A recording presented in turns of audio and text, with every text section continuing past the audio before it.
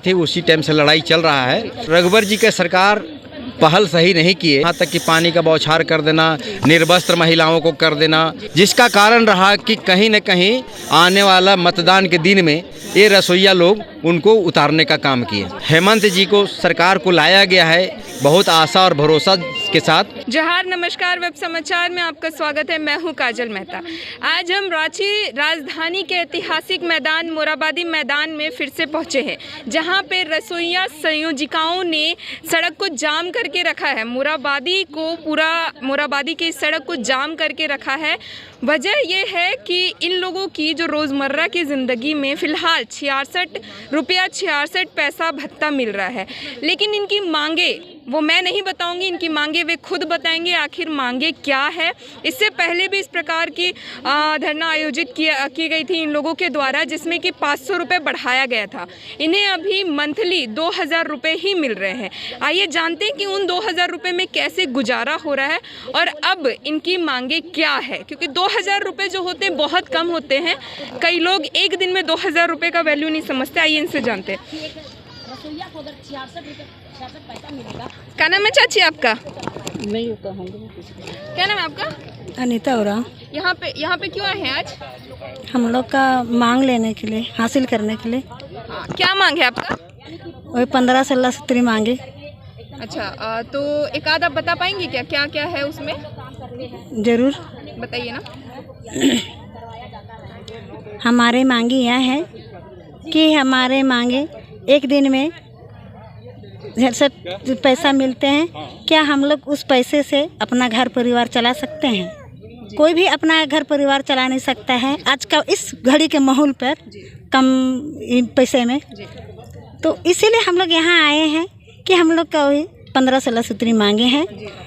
ये तो सरकार से हम लोग यही कहना चाहते हैं, जो सरकार हमें वादा की थी कि 1 माह में इतना पैसा दे, वे हम लोग को दे, और जो हटाए हुए हैं रसोइया संयोजिका अध्यक्ष उनको फिर वापस रखे, और जितने हमारे स्कूल में जो बच्चे हैं उन लोग को हम लोग कितना अच्छा से खिलाते पिलाते हैं, उनको सरकार देख के क्या कंपनी, निजी कंपनी को देने के लिए मतलब कर रहे हैं, उनको ना करें। क्योंकि हम लोग वहाँ कितना अच्छा खाना गरम गरम बच्चों को खिलाते हैं, वो कंपनी देगी तो बनल पकावट पैकिंग करके ना देगा। वो खाना को खाएंगे तो बच्चे तो श्योर बीमार पड़ जाएंगे। धन्यवाद। यहाँ पे सिर्फ अपनी मांगों के साथ साथ बच्चों का ख्याल भी रख रही हैं ये।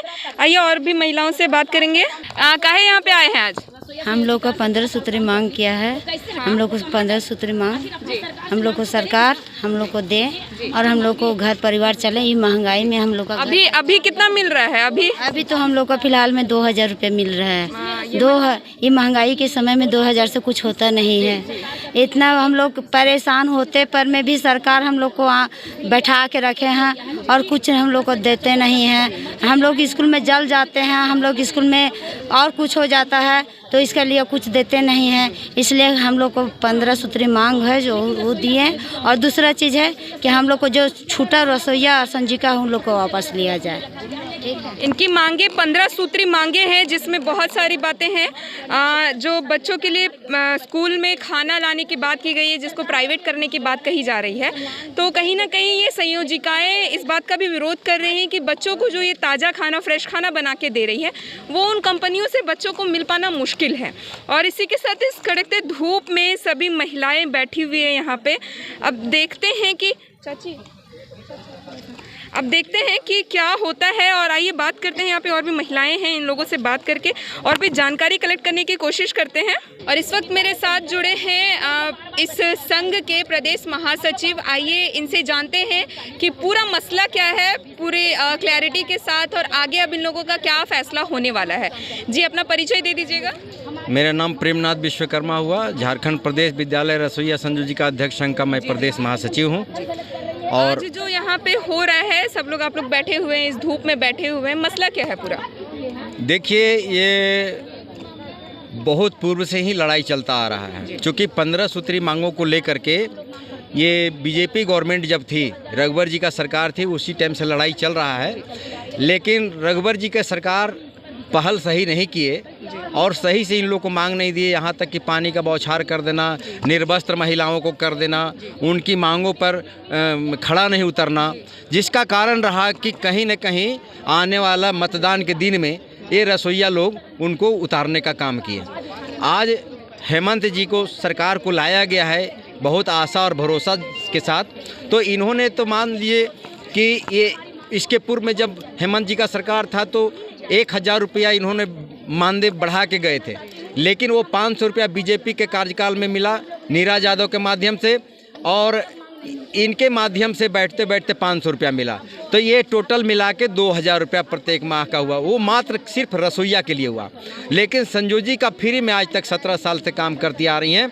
20 पैसा से ले करके 500 से लेके 1000 से 15 से 2000 तक ये लोग काम आज तक कर रहा है। 66 रुपया 66 पैसा में एक दिन का हाजिरी में क्या हो सकता है? वो भी इनका वेतन नहीं है, मानदेय है।